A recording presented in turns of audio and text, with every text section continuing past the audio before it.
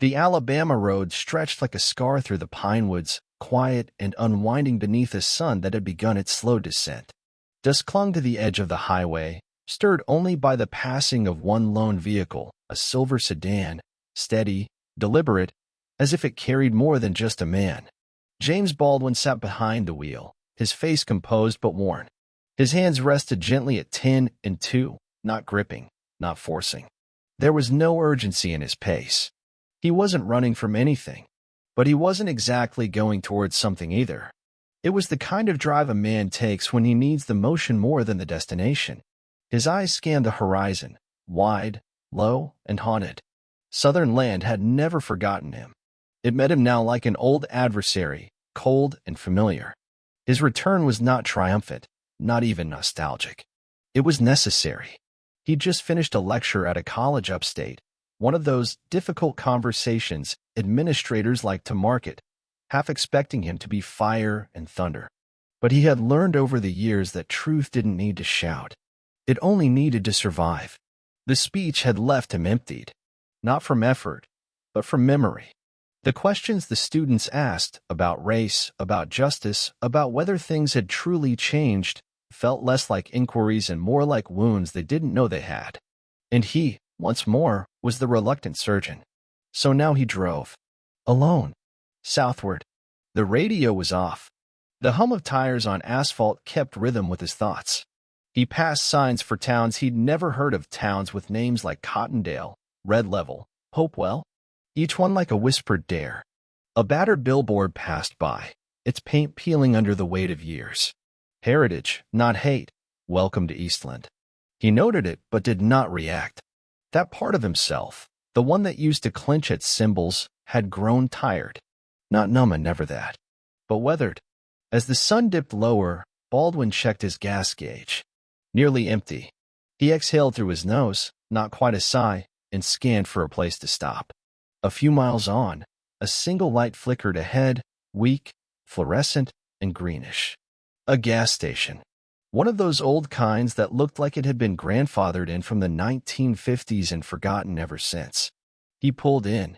The lot was gravel, uneven. One pump. A dim office behind smudged glass. A rusting Coke machine beside the door.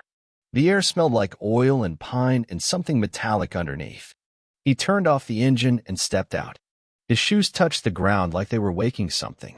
No one else in sight. No voices. Just wind. He moved to the pump, slid in his credit card. The machine was slow, wheezing like it resented the task. Baldwin didn't mind. He stood there, hands in coat pockets, head slightly bowed, like a man waiting for something he couldn't name. He didn't know it yet, but the night had already begun watching him. The pump groaned as it drank. Baldwin stood motionless beside his car, the amber wash of sunset brushing across the parking lot like spilled bourbon. The silence wasn't peaceful, it was a silence that seemed to anticipate. The kind that lives in small southern towns where time doesn't pass, it coils. He looked around. The gas station sat at the edge of Eastland like a forgotten tooth. Beyond it, the road narrowed into a single lane cut through cotton and pine. A closed hardware store stood across the street, its window painted with the words, "We still believe." No one had bothered to explain what in. The office light flickered inside the station's building. A man sat behind the counter, barely visible, eyes shaded under a cap, unmoving. Baldwin gave a slight nod. The man didn't return it. A dog barked once, far off. Then silence again. It was the kind of place where everyone sees you, even if no one looks. Where memory doesn't sleep, only waits for the right temperature to rise. As he stood by the pump, a low rumble broke the quiet. Tires on gravel. Two pickup trucks, old, sun-faded, their engines loud and proud. They came around the corner like a procession, too fast for the turn, dust spiraling in their wake. They didn't stop right away. Circled the lot once. Then pulled up, side by side, just beyond Baldwin's car. Four boys spilled out. White. Young. Southern in their bones. Not drunk, not yet, but loud in the way only those certain of their untouchability could be.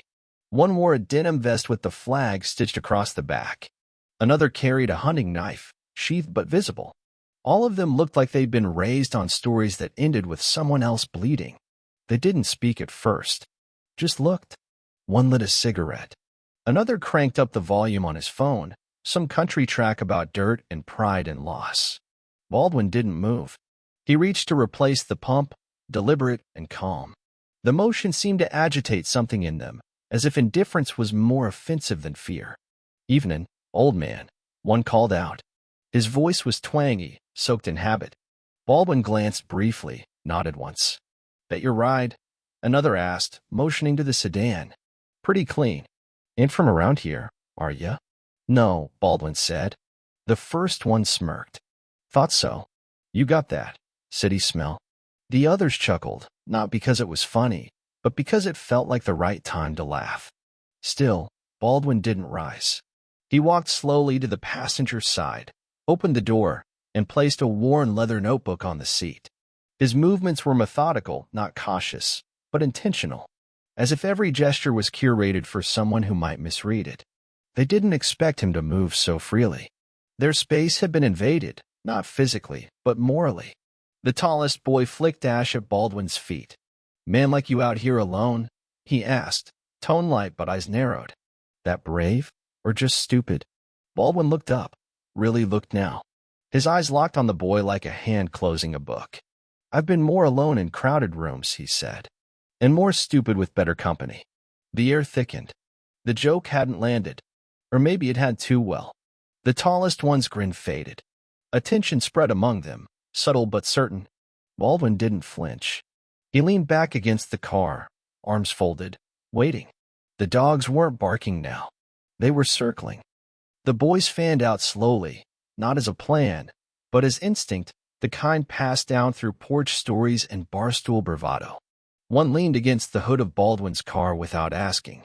Another took a drag from his cigarette and blew the smoke in Baldwin's direction. They weren't here to rob him. That would have been cleaner. This was about performance, about proving something to each other, about punishing the presence of dignity where they had expected deference. Baldwin watched without expression. He had seen boys like these before, years ago, under different banners. He knew their language before they spoke it, knew the fear that masqueraded as confidence, knew their fathers too, though none of them would admit it. "You got a name, old man?" the tallest asked again, this time with less humor. "Had one for a while," Baldwin replied, "but I suspect you wouldn't know it." "Try us," said the one with the knife. Baldwin considered, then simply said, "Baldwin." The name landed like a dropped match, not with recognition, but confusion. Like the piano, another joked, clearly unsure whether he should laugh. Baldwin's lips curled slightly, not a smile, just gravity shifting. More like the fire. That paused them for a breath. Then the boy on the hood tapped his boot against Baldwin's fender. "You write or something?" "Ain't no one around here reads." "Not everything worth reading makes it to your town," Baldwin said. "And not every man who reads understands what he's seen." There was no heat in his voice, just an unbearable steadiness, the kind that forces young men to recognize they are being measured. One of them, the youngest, stepped back. He looked around, maybe for an audience, maybe for an exit. The tallest didn't move. He leaned closer. "You talk real pretty for someone standing alone." Baldwin met his eyes. "I've stood alone longer than you've been alive." And that did it. The tension shattered. Not into violence, not yet, but into that raw, reckless air before the storm. The boy on the hood stood, shoved himself upright. "You think you're some kind of preacher? Prophet?" "No," Baldwin said. "Prophets are heard. I've spent my life being warned." The boy laughed short, loud, trying to shake the weight that had settled on them. But it didn't lift. If anything, it deepened. Inside the station office, the man behind the counter slowly reached for something, not a phone, not a weapon. A camcorder. A relic from another age, but its red light blinked alive, unnoticed by the boys. They hadn't realized the moment had begun recording. But Baldwin had. He looked toward the light, not directly, but knowingly. Then back to the boys. And said nothing. Sometimes, silence is the loudest warning of all. The last of the sunlight slipped behind the pines, leaving only the dull fluorescence of the gas station canopy. Shadows stretched longer. The boys didn't notice. But Baldwin did. Time was shifting. Something was about to break. The tension was no longer playful. It had changed temperature. There was a heat in the air, the kind that only came before fire. "You really think you're better than us, huh?" the tallest boy said. He wasn't grinning anymore. None of them were. The game had soured, and they didn't know how to end it gracefully. Baldwin didn't answer. Too good to talk? Too good to fight? Still nothing. The one with the knife stepped forward, not drawing it, just letting the hilt catch the light. "Man like you, thinking he can walk through our town, preaching. You want to feel like you matter, huh?" Baldwin's voice, when it came, was soft. "I don't need to feel it. I've seen the cost of it." The line hung there, poised, personal, prophetic. Then came the shove. Not a full body tackle. Just a hard, fast, open palm push to Baldwin's chest. Enough to test balance. Enough to make a statement. Enough to cross the line. Baldwin stumbled slightly, not from impact, but surprise. His hand caught the car. He righted himself. Looked up. And then it happened. The book slid off the passenger seat. A worn, dog-eared copy of The Fire Next Time fell to the gravel. The pages flared open like wings before landing face down in the dirt. The boy who had shoved him smirked. Oops. The others watched, waiting for reaction. But Baldwin didn't pick it up. Not yet. He stared at the book for a long moment, then at the boy. "You believe you've made a point," he said slowly, "but all you've done is confirm the ones I've already written." The boy's smile faltered. Baldwin finally knelt, not rushed, not flinching, and lifted the book as if it were glass. He dusted it off, ran a thumb along the spine, and held it to his chest. Then, for the first time, he looked each of them in the eyes. Not as threats. Not even as men. As history. Repeating. "You think this land is yours," he said, louder now. "That your blood roots deeper. That your anger is inheritance. But your roots are borrowed. Your anger is borrowed. All of it, borrowed from men who never paid what they owed." A silence fell, deeper than before. Even the bugs stopped their song. Then a faint click. From across the street, a smartphone rose slowly into the air. Someone inside the bar, now watching through the window, had started filming. The moment was no longer theirs to contain, and Baldwin saw it, and turned not away from the camera, but toward it. The monologue had begun. The red recording light blinked in the bar window. Baldwin faced it now, not as a performer, not even as a man defending himself, but as someone who understood the power of being seen. His posture didn't change, but the air around him did. Even the boys, caught between pride and unease, felt it. "You'll forget this night," Baldwin began. "The same way you forget birthdays that aren't yours, or names that don't sound like home. But the world won't." His voice was calm, steady, not loud. He wasn't trying to outshout them. He was trying to outlast them. Because somewhere, a child is going to see this. They'll hear your laughter, your silence, and mine. They'll wonder which of us was the threat. One of the boys shifted, glancing toward the phone. Baldwin noticed. "You think it's about that video?" he asked, not breaking stride. "That digital moment? You think it's about going viral?" He shook his head slowly.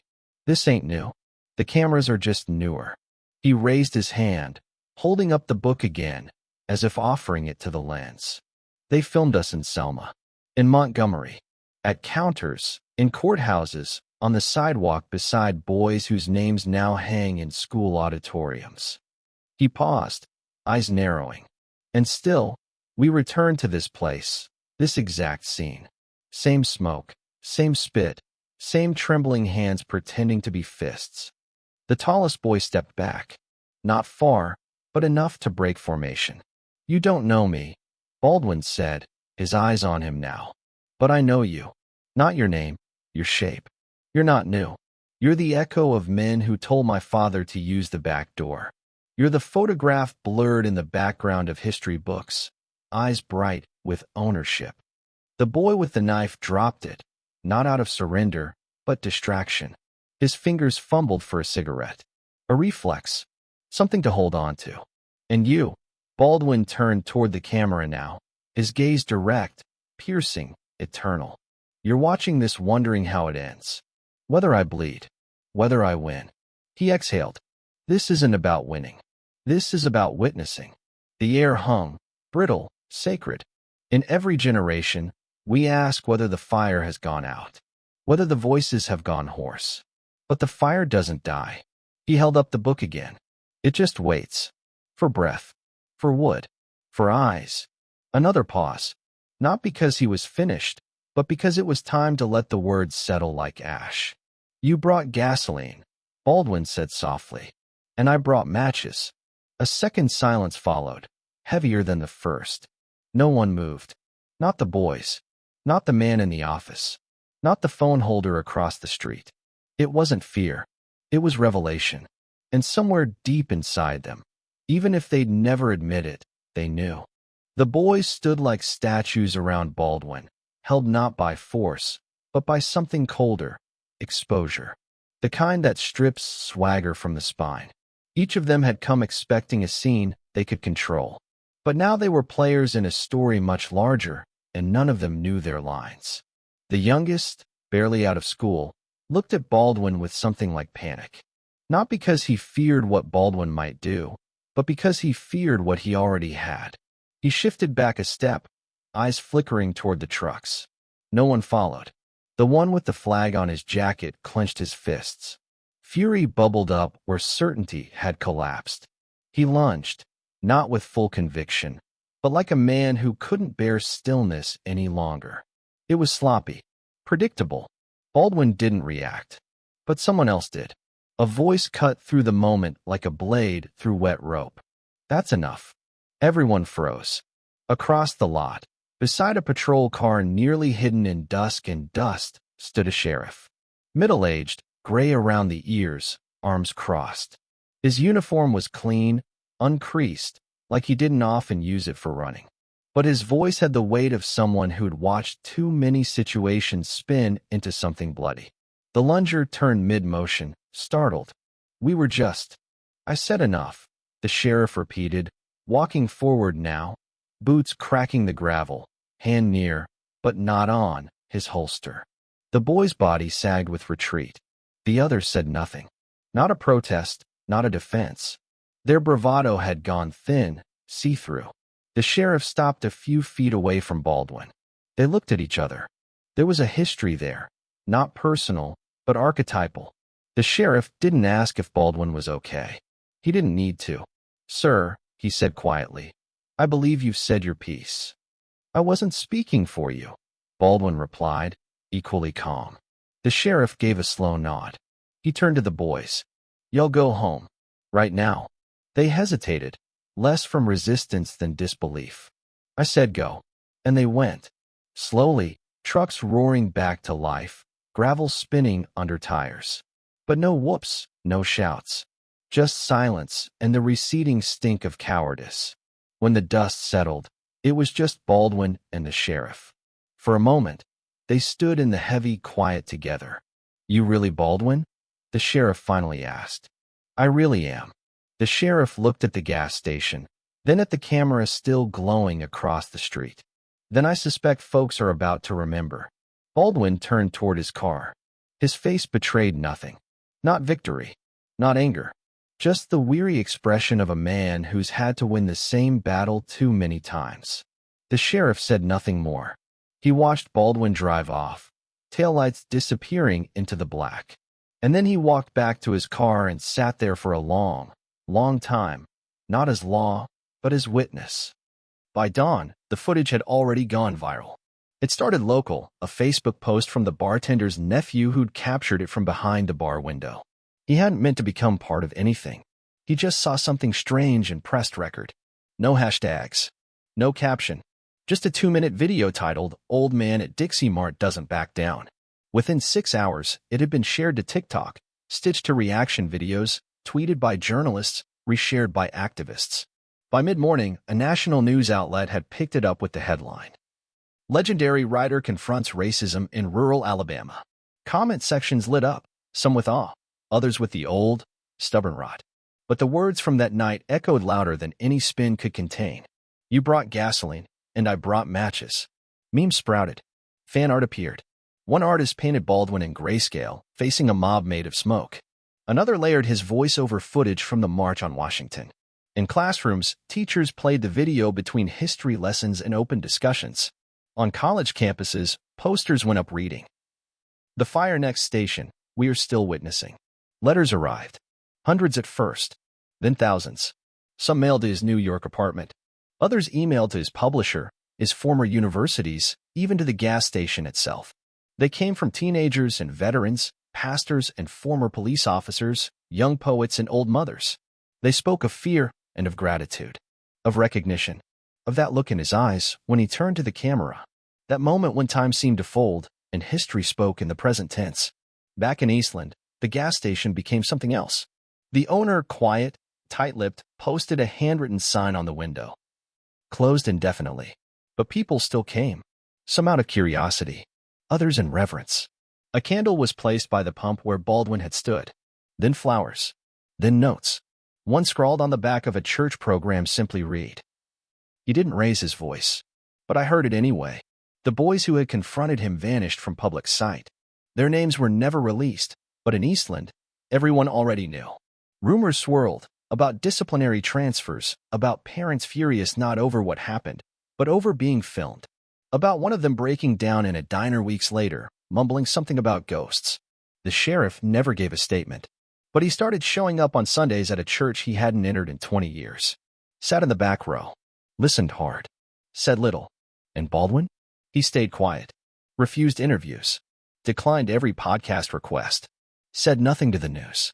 But the silence only added to the gravity, because everyone knew when Baldwin spoke, it wasn't for headlines. It was for legacy, and legacy had been ignited. The sun had not yet risen over Harlem, but Baldwin was already awake.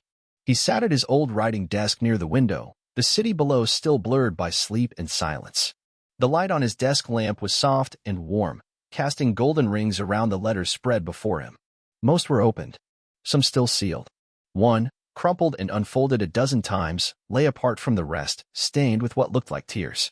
He'd read every one, not because he was searching for validation, but because he knew these weren't letters. They were echoes of lives, of wounds, of people who had seen the video and realized that silence could no longer hold their truths. A girl from Mississippi had written, "I showed your words to my grandmother. She cried and said she thought no one remembered."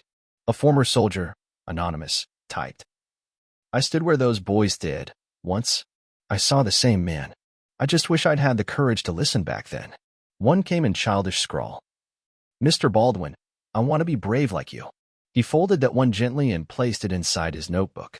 Outside, the city was beginning to stir, trucks reversing, pigeons fluttering across wires, a radio somewhere playing Coltrane low. The rhythm of a world still turning, despite everything. Baldwin's fingers moved slowly over the keys of his old typewriter. The ribbon was faint, the letters whispering more than speaking. But he typed anyway, not for an audience, not for publication, for the record. He wrote not about the boys, or the sheriff, or the station. He wrote about what didn't make the clip, about the way hate arrives before the words that explain it, about what it means to hold your breath not in fear, but in restraint, about how sometimes the most radical thing a black man can do in America is stand still. He paused, then typed one more line. "The fire has never left. It only waits for those who dare to speak with open hands." He leaned back. The flame in him, old, flickering, tested, still burned. Not for revenge, not even for justice, but for memory. For the child who would see him and understand that stillness, too, could be a weapon. That dignity could be louder than fists. Outside, the sun cracked the skyline. And Baldwin, tired but unbowed, began a new page.